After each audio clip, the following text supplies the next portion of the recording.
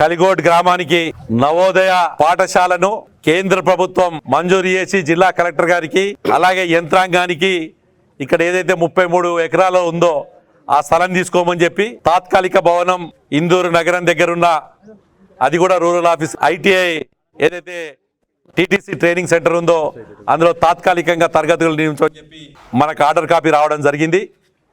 అది నిన్ననే రావడం ఈరోజు పెద్ద ఎత్తున ఈ గ్రామానికి ఈ నవోదయ మంజూరైందంటే మారుమూల ప్రాంతం ఎప్పుడు కూడా నిజాయితీగా ఉండే ప్రాంతం జగ్రాన్పల్లి మండలం కలిగోట్ గ్రామం. ఈ గ్రామంలో ఒక మంచి వాతావరణంలో మంచి వాతావరణంలో ఏదైతే ఈ నవోదయ కాలేజ్ మంజూరు చేసినందుకు అందరు కూడా అటు ప్రధానమంత్రి మోడీ గారికి అలాగే అరవింద్ గారికి ధన్యవాదాలు తెలియజేసుకుంటూ ఈ పాలాభిషేక కార్యక్రమం నిర్వహించారు.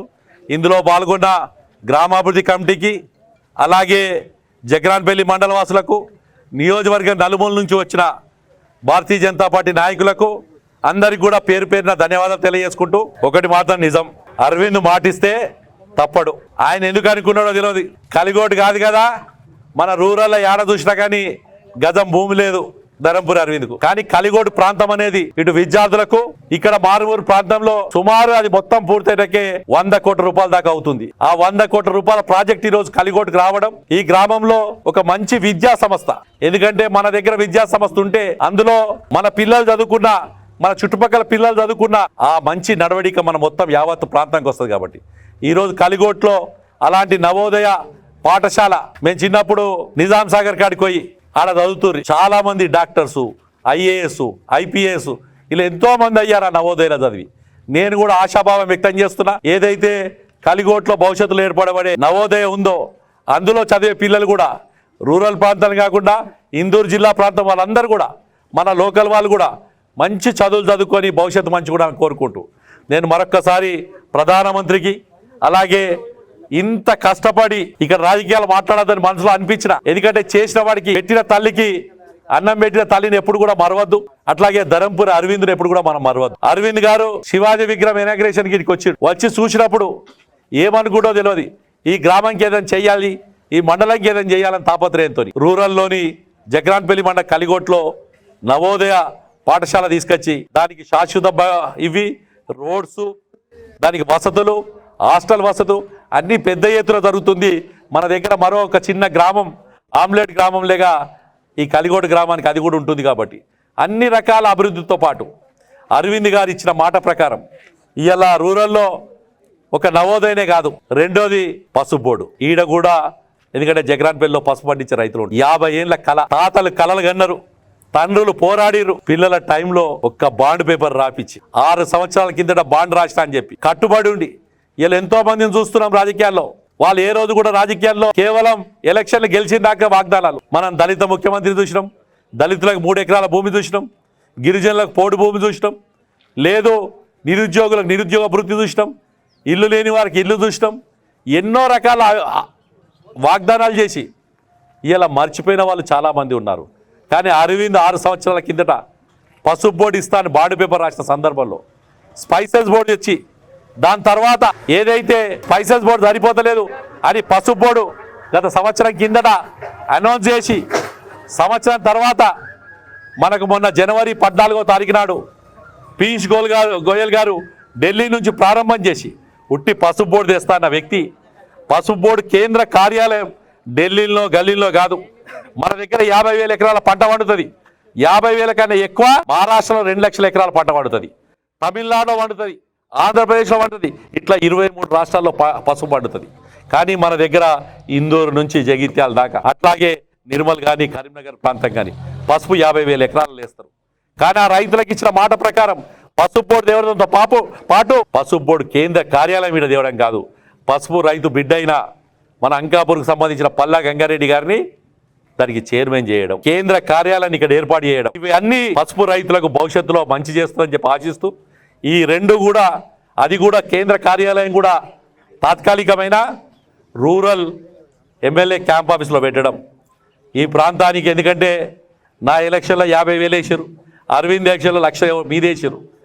దానికి ఈ ప్రాంత ప్రజలకు రుణపడి ఉన్నాం భారతీయ జనతా పార్టీ తరఫున. రెండు, అటు నవోదయ, ఇటు పసుపోడు కేంద్ర కార్యాలయం కూడా రూరల్ కు కేటాయించడం. దానికన్నా ముఖ్యం, ఈ హైవే మీద సుమారు 80-90 కోట్లతోని బైపాసులు సుద్దపల్లి దగ్గర కానీ, ఈడ పడకల దగ్గర కానీ, ఆడ ముందట ఆర్మూర్ దగ్గర కానీ, అటు తీసుకపోతే గన్నారం చంద్రాన్పల్లి ప్రాంతంలో కానీ హైవే మీద యాక్సిడెంట్లు ఎక్కువైతున్నాయని చెప్పి ఇప్పుడు మీరు పడకలు ఏదైతే తాండా దగ్గర చూశారు రోడ్డు మంచి చేపించడం.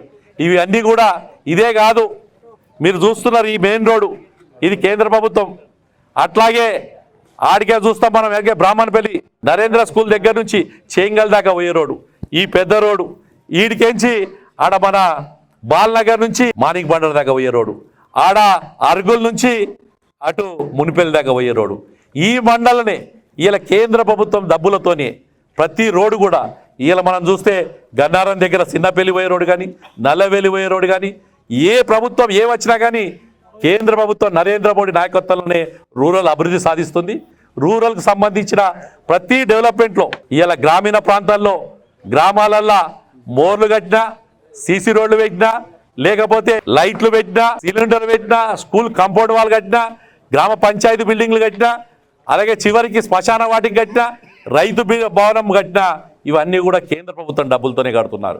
అంటే ఇవాళ మీరు ఒక్క ఓటు పార్లమెంట్ ఎలక్షన్లో భారతీయ జనతా పార్టీకి వేస్తే ఇన్ని వేస్తున్నాం మేము. కాబట్టి నేను మరొక్కసారి ధరంపురి అరవింద్ గారికి అలాగే నరేంద్ర మోడీ గారికి ఇద్దరికి కూడా, ఎందుకంటే అయిన తర్వాత 300 సంవత్సరాలు అహల్యాబాయి హోల్కర్ గారి జయంతి. అహల్యాబాయి హోల్కర్ ఎవరు అంటే చాలా మందికి తెలియదు. ఒక కుర్మ జాతిలో పుట్టిన తల్లి ఈ దేశాన్ని 300 సంవత్సరాల కిందట ఏలి ఏం చేసిందిరా బాబు అంటే, ఈ దేశంలో ఇయ్యాలున్న సోమనాథ్, ఇయ్యాలున్న కాశీ, ఇయ్యాలు ఏవైతే పుణ్యక్షేత్రాలు ఉన్నాయో అన్ని పుణ్యక్షేత్రాలకు అప్పుడు మొఘళ్ళు వచ్చి, తుర్కోళ్ళు వచ్చి ఎవరైతే దాడులు చేసి మన దేవస్థానాలు ఇచ్చేసారో అహల్యాబాయి హోల్కర్ గారు అట్టి యొక్క దేవస్థానాలు పునరుద్ధరించారు. ఆ రోజే ధర్మ సత్రాలు కట్టింది, ఆ రోజే మహిళలకు విద్య కావాలని కోరింది. ఆ రోజు ఒక 75 మంది మహిళలతోని ఒక సైన్యం స్టార్ట్ చేసి 75,000 మంది మహిళలను సైన్యం చేసుకుంది. ఇవాళ నరేంద్ర మోడీ గారు ఏమి చేసినా అహల్యాబాయి హోల్కర్ గారిని తీసుకుంటాడు. నిన్న మనం పాకిస్తాన్ మీద సింధూర్ యుద్ధం చేసినాం, ఇద్దరే మహిళా పైలట్లు 23 నిమిషాలు ఆ దేశాన్ని తుక్కు చేసి వచ్చారు. దీనికి కారణం ఎవరంటే 300 సంవత్సరాల కిందట మనం పరిపాలించిన అహల్యాబాయి హోల్కర్ గారి యొక్క స్ఫూర్తి. ఇవి అన్నీ కూడా భారతీయ జనతా పార్టీ మద్దతు ఉంది. కాబట్టి నరేంద్ర మోడీ మీ అందరి ఆశీర్వాదంతో, నరేంద్ర మోడీ 12 సంవత్సరాలు ఒక రాష్ట్రానికి ముఖ్యమంత్రిగా, 11 సంవత్సరాలు ఒక దేశానికి ప్రధానమంత్రి ఉన్నాడు. ఈ రోజు వరకు కూడా ఆయనకు సొంత ఇల్లు లేదు, సొంత బ్యాంక్ బ్యాలెన్స్ లేదు, మన కోసం కష్టపడుతున్న వ్యక్తి. కాబట్టి అలాంటి వ్యక్తి నాయకత్వంలోనే ఇలా కలిగోటు గ్రామానికి నవోదయ స్కూల్ వచ్చి, అలాగే ధరంపురి అరవింద్ 6 సంవత్సరాల నుంచి ఈ ప్రాంత ఎంపీగా ఉంటూ ₹1 అవినీతి లేదు. పసుపు బోర్డు దాంట్లో నాకు, ఎందుకంటే నేను జగ్రాన్పల్లిలో మాట్లాడుతున్నా కాబట్టి ఆర్మూర్ కల్చర్ ఉంటుంది నాకు తెలుసు. జగ్రాన్పల్లిలో మున్పల్లి, లక్ష్మాపూర్, నారాయణపేట్, అర్గుల్, జగ్రాన్పల్లి 5 షెర్లల్లో యాడికేది గుత్పకేజీ నీళ్ళు తెస్తా అని వీడీసీలలో లక్షలు ఖర్చు పెట్టించారు.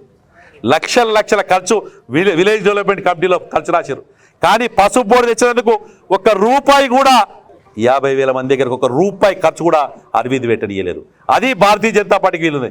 నీళ్లు తెచ్చిరా తేలేదు. ఇంకా ఇలా మాట్లాడితే మళ్ళీ మా శాసనసభ్యుడు రాకేష్ రెడ్డి గారు మొన్న అసెంబ్లీలో కొట్లాడి ఆ పైప్ లైన్ కోసం నిధులు తెస్తున్నాడు. దాని కార్యక్రమం కూడా త్వరలో పెట్టుకుంటాం మేము.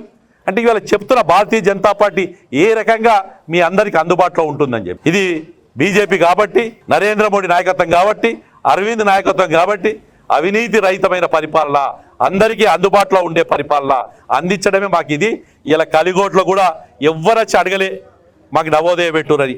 జగ్రాన్పల్లిలో ఎవ్వరు అడగలే, రూరల్లో ఎవరు అడగలే. ఇది జగ్రాన్పల్లి అనేది ఇటు భీమ్గల్ కానీ, కమర్పల్లి కానీ, అటు బాల్కొండ కానీ, అటు నందిపేట కానీ, అటు నవ్వుపేట కానీ, ఇటు తీసుకపోతే సిరికొండ కానీ, ఇటు ఇందల్వాయి కానీ, ఇవన్నిటికీ సెంటర్ పాయింట్ ఉంటుంది.